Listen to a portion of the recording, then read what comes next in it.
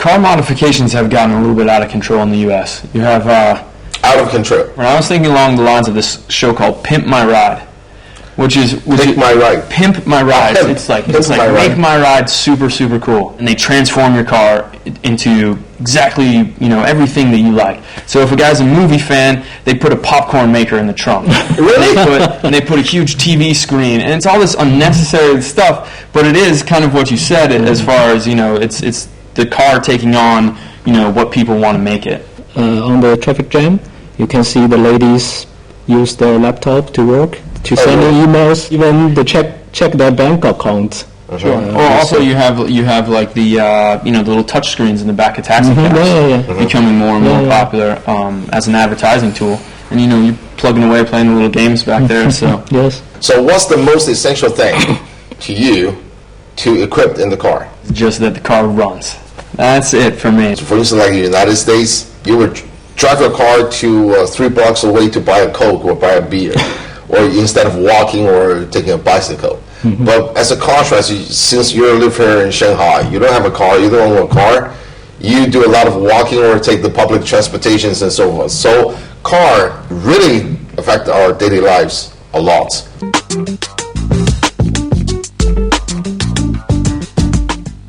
Welcome back to Couch Matters. Joining us here are Miles and Sunny. Welcome. Okay, now let's go back a little bit to the 20th century.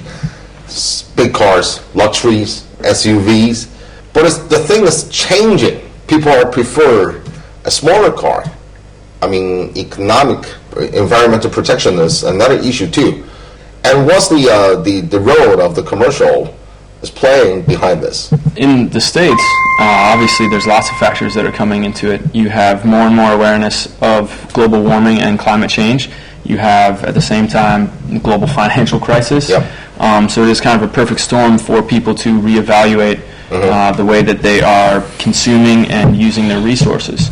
So I think it's obviously, I don't think it's a trend. I think it's actually, it is the future. I don't think anything's going to go backwards. I don't think we're going to revert to this.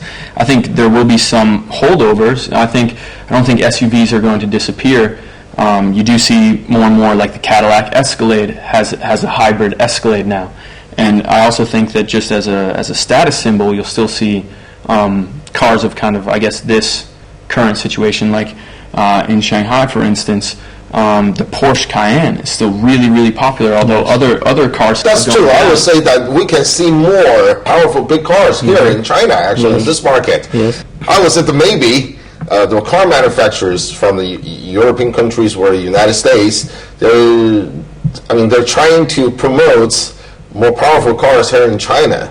Yeah. Is it true? I think because of these comparatively lower gas prices in China, somehow the higher than the middle class level persons would like to buy this kind of cars. The people would like to choose those SUVs and to meet the requirements of the whole family using. For instance, like some of the Japanese car manufacturers have introduced power source of cars. I don't remember the model name exactly. Maybe something like that. Hit the top of selling list, actually, most welcome cars in the United States. So you think that's because of the awareness of the environmental awareness or the economic situation? I think it's both. Toyota is the world's #1 largest car manufacturer now. It used to be GM, and if you look at the lineup, the models that GM has, they're archaic. They're not really built to the current situation. What about in European countries?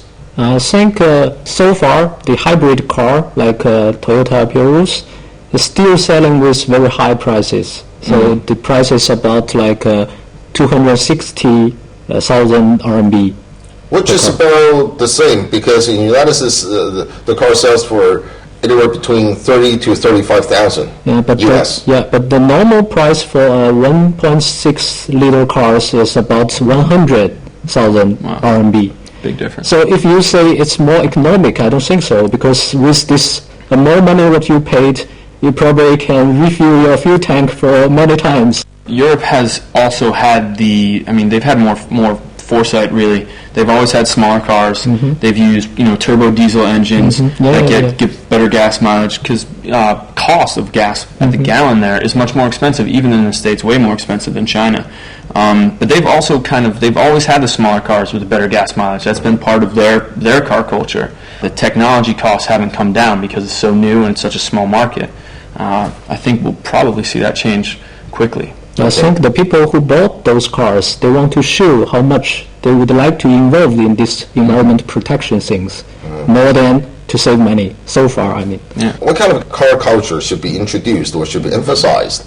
Is the use less of the cars, use the public transportation, air pollutions, or what's your opinion on that? So far, I still don't think don't use the car at all is a good idea, because now it's like 10 million people are involved in this car business. You mean 10 million people here in China alone? Yes. Okay. And the car economics is very important to the whole economic situation.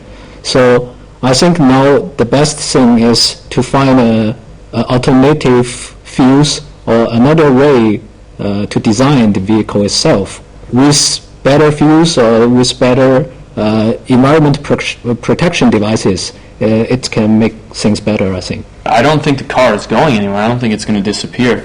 That doesn't make sense. We still have horses, right?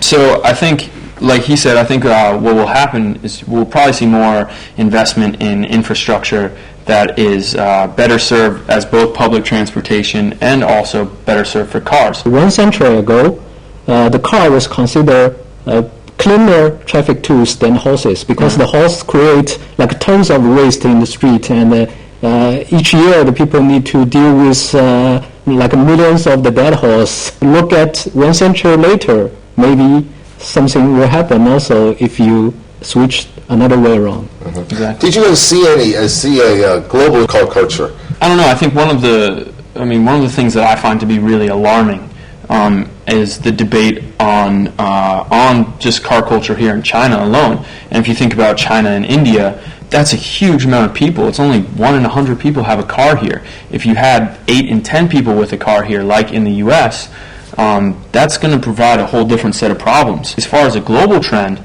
there is a very important need now to find solutions so that we can both, kind of meet the needs of up-and-coming countries and also at the same time